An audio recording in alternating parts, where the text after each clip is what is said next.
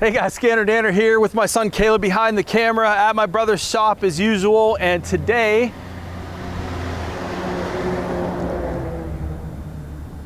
we're working on an Accord. What year, make? Well, it's a Honda. What year, I don't know.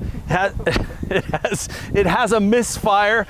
It came from another garage and they did some tune-up stuff and it's still misfiring. That's all I know. So hopefully it's a constant miss because my battery's about dead in my Varus and we don't have much time. So we're gonna move fast.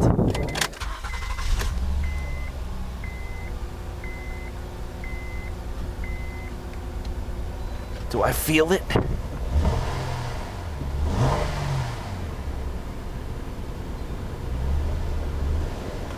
Do I feel a miss? If this is an intermittent miss, we're done. We might be done because, oh, that's secondary ignition miss all freaking day long. What cylinder? Let's find out. Scanner, yes, 2009 Honda Accord. It's an 09 Accord EX. Check engine light is flashing at me because of a constant miss. Codes, permanent codes, cylinder 2. Helpful information, temporary codes, cylinder 2. What cylinder are we focused on, Caleb? 2. Should we always trust the scan tool to tell us the correct cylinder? Yes, 1000% of the time. The answer clearly is no, but you know, we'll use that. Functional, EGR, injector, oh cool. Injector 1, injectors all. Can I turn injectors off? Deactivates one injector by selecting the injector number. Nice, cool. We're gonna do this test. Function deactivates one injector at a time. Yes, I want to continue. Engine should not be running. Why would I want to do this? Okay, I can't do this test. That's an engine off test. That's not gonna help me. It's a constant miss. I can feel it. Let's go into the hood. Cylinder 2, probably the one they changed, or did they not change the correct cylinder? Well, we could always unplug one of the other coils and find out. It's showing 0 misfires right now though, so I can't rely on this data. It's showing 42 on cylinder 5. I'm gonna unplug this coil just to see. All right, what cylinder is that? 4. I just unplugged, so that's 4. Is it 4, 5, 6? I mean, 4 showed me misfires. Let's go codes, see what code's set. Yep, cylinder 4.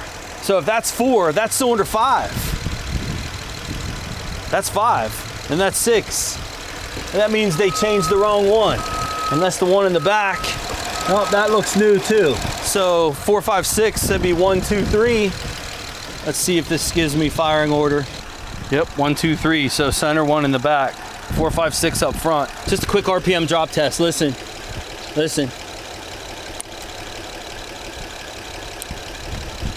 Why'd that not change? Hang on a second. We might be shutting injectors down and messing ourselves up here. I'm not gonna be able to do this test the way I wanted to, just quickly unplugging coils and confirming what cylinder. Because it didn't like that from a standpoint of like RPM drop. Here, listen, see if I can do it now. That worked. So RPM changed. There's 5.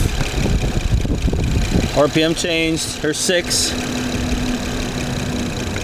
RPM changed. You might not be picking it up. I can feel it and hear it. The middle one in the back, this is cylinder 2. No change on 2. I'm not doing the other 2. We'll focus on 2 for sure. I believe the code we had.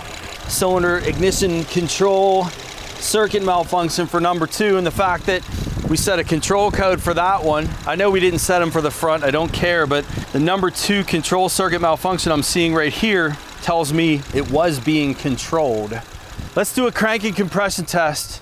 Pedal to the floor, cranking it. All right, did not let me do that. Let's try it again. I need a longer crank time.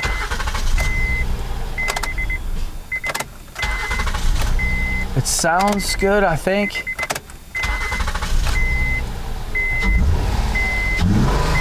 Sounded pretty consistent. So I can't really easily do the clear flood mode crank to disable the system, keep it from starting.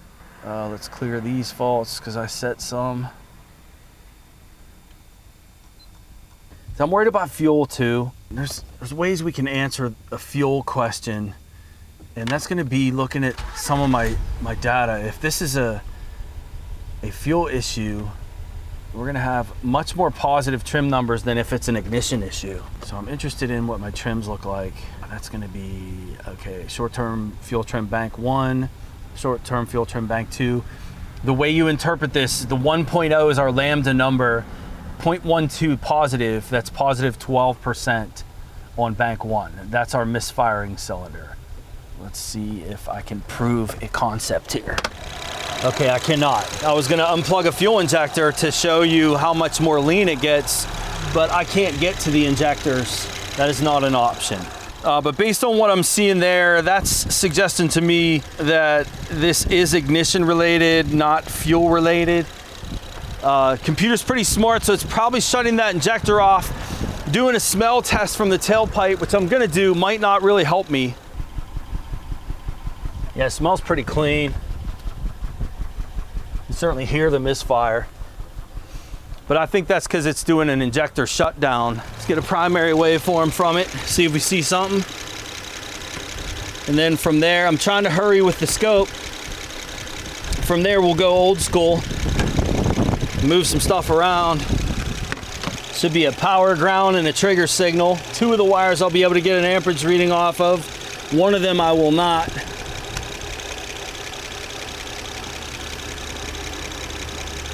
What are the chances of that? First one I pick is not. Or, there we go. Okay, let's go 20 amps. There's my pattern. That's what we want to see. We'll call that a known good. It's about 10 amps of current flow. Nice little ramp effect to that.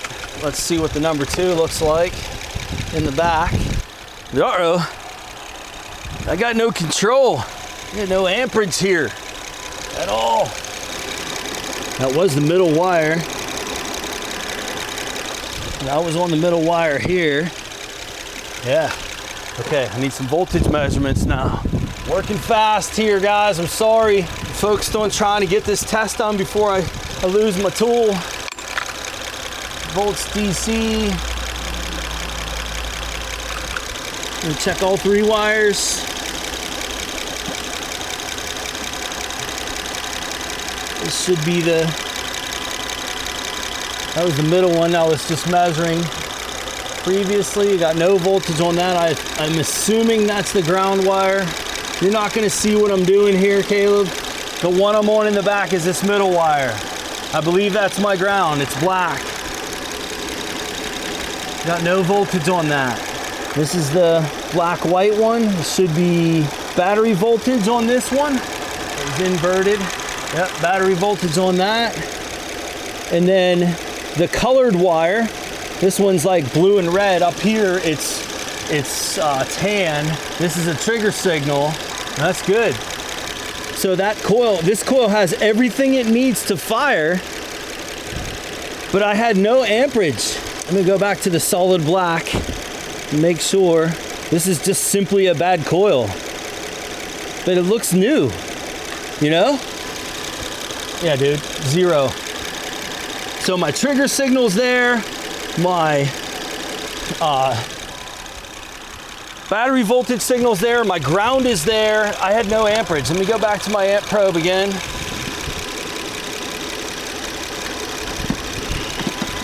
Wait, I got nothing. Oh no, there it is. I must not have, all right, so we have control. So now we're still left with fuel and we're left with compression. And I really want to eliminate those. I have to shut this off though. All right, I'm gonna take this into Danner's shop and plug it in, and we're gonna do some old school stuff. Why can't this be one in the back or in the front? You know, why's it gotta be back here? I'm gonna do some part swap in here. I'm gonna move this coil and this plug somewhere else. I can't really get to the injectors easily on this. I know my coil control is there. I don't know if I have spark from this thing yet. We can do that, but we're gonna do it up front after I move it. And I wanna look at this plug too. These engines are known for burning oil. They have ring issues. One thing I didn't share with you guys is it's late day. This is our third car we did, and we got new camera gear, and we're dealing with some issues with our batteries. We only have one, and typically the Verus does a really good job, but not when we've done 3, you know? So this is number 3 for the day. The other 2 you guys are going to see. They were really good. That's what I thought it was gonna look like. Black and sooty. Oh, do you see the chunk between the electrode? Yes. There should be an air gap there. Hang on. That's why it's misfiring. So what's that soot from? That's oil. So this has an oil burning issue, and that chunk of sediment right there, of carbon, that's going to make it misfire right there. That's crazy. And so we're going to move this plug up to the front, and after I got that out of there, it's probably going to fire again. But I'm going to move it. We're going to change it with the cylinder up front. So I have a case study on this exact engine, I believe. And the title of the video, it's on YouTube. It's like intentional shutdown. It was a premium video, and I moved it to YouTube because it was such a good lecture on checking injectors and injector shutdown. And it ultimately was a bad plug on that one, and it was exactly this. It was from an oil burning problem, and we just changed the plug, and you know, it got him by for a long time. But the ultimate fix is it needs engine work. This has issues. This engine has issues with, I don't know if it's the oil ring. I think it's one of the oil rings, because it's not a compression issue, but it's an oil burning issue, and we're seeing it on that cylinder. Yeah, this is more like what you'd want to see. Even that one's got some sootiness to it, but that looks more like a rich condition. It is cleaner for sure. We'll go in the number 2 with that one, and that was from the number 4. So we moved the number 4 plug to the number 2 cylinder. I'm moving the number 4 coil as well. That way, from this point forward, we can work from the front. All right, that's reinstalled. I should really clean this off some more. But we were trying to prove a concept here, and I think that carbon that was between there was enough. But me cleaning it doesn't help us prove the concept, you know? You kind of want to move the plug and watch the misfire move, but if we have no misfires, that's proving the concept too, though. But ultimately, we wanted the misfire to move to cylinder 4, this one. You see the coils that were replaced were, you know, this looks factory, that looks aftermarket, this looks aftermarket, and they're not even the same. All right, starting it up. My scan tool is charging, so this is going to be by feel only to start with.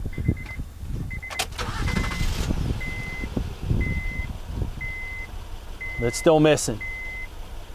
You can hear it. Unplugging, no change. So now is it the plug or is it the coil, right? Let's go in the back. I'll unplug that one, listen for a change.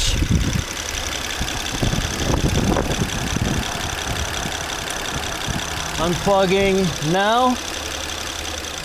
Yep, absolutely RPM change. So it's not fuel, it's not compression, definitely spark related. And now we work from the front. Is it the coil or is it the plug? Probably the plug. Super simple. We're just gonna switch these 2 coils. We know that this middle one here, number 5, was hitting because we did the RPM drop test on the front 3 previously. I know the RPM drop is gonna be difficult for you guys to hear audibly You're just gonna have to trust me that it was there, and maybe Caleb in the edits can enhance that part for us.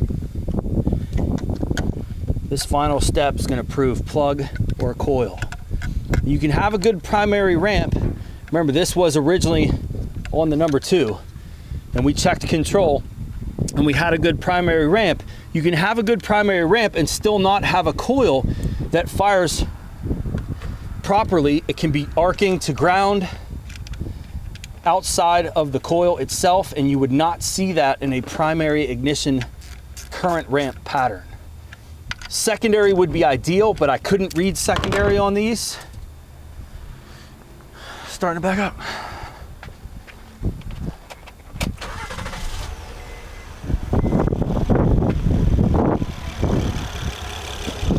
Misfire still there. Starting with this one. Listen. No change. Bad plug. This is the coil that was in the number 2 in the back. Okay. This one right here, let that idle stabilize. Listen to it. Absolutely got an RPM change. So this coil that was in the number 2, we moved the plug and coil up front. We did that on purpose to make it easier to move things around. I don't normally like to move the coil and plug together because of that. You know, we know the misfire moved to the cylinder that we moved those components to, but then you're left with, is it the plug or coil? And I like to do those individually, but I just did that to make it easier to work with up front. So we moved number 2 plug and number 2 coil to the number 4 cylinder, did the RPM drop, no change on number 4. So then we said, well, could be coil still, could be plug. So then I moved that coil that was on 2 to the number 5, right? Moved from 2 to 4, 4 to 5, and then redid the tests. We're still misfiring on number 4. No change in RPM. This is a faulty spark plug. We're done. I mean, we could clean it, take it into Danner's shop, and I don't know if he's got one of those sandblaster things for spark plugs. I think he does. We can do that since we're going that way, and it's super easy to do. Yo. Told me to wait. Told me to wait. Who does he think he's talking to?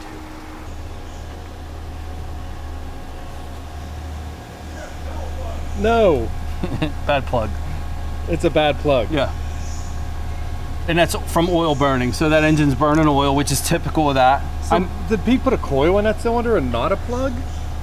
I moved that plug around, and I thought we could clean it. Maybe you got a sandblaster? I do. But just to prove. We don't want to have to prove we already proved it, but. Screw it, I'll just order a plug. Well, that's cool, but for me, can we sandblast it so I can throw it back in there? And yeah. Oh man, this is one of them smaller plugs that's gonna poke my eye out.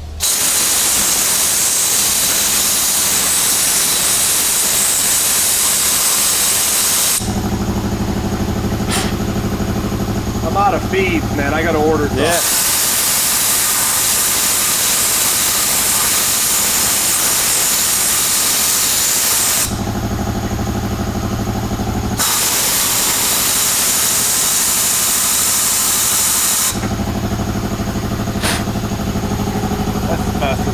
That'll work.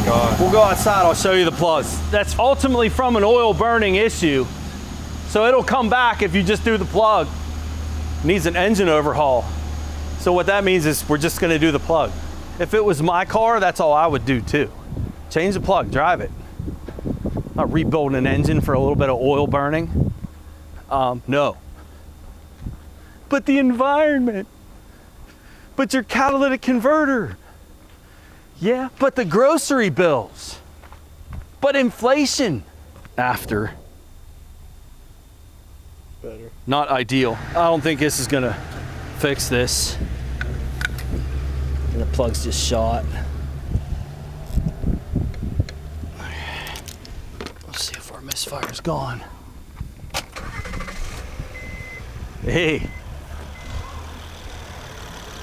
No miss. No moss. I don't even think Danner's gonna be doing a plug on this. We're just gonna let it go. Wanna get a shot of the check engine light real quick? It's not flashing anymore. And we're about to clear it.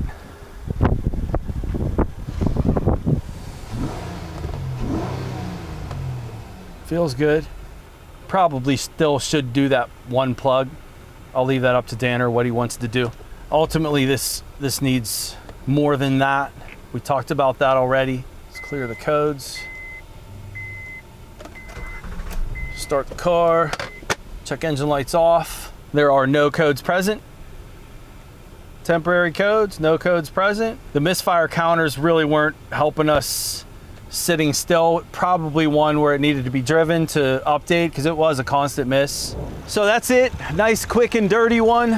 You don't need the fancy equipment, even though we did use some of it. I wanted to show those steps in case the tool died on me and I lost the opportunity to do so. But this is absolutely one with an ignition misfire. I said right away from startup, it felt like a secondary miss because it wasn't constant initially.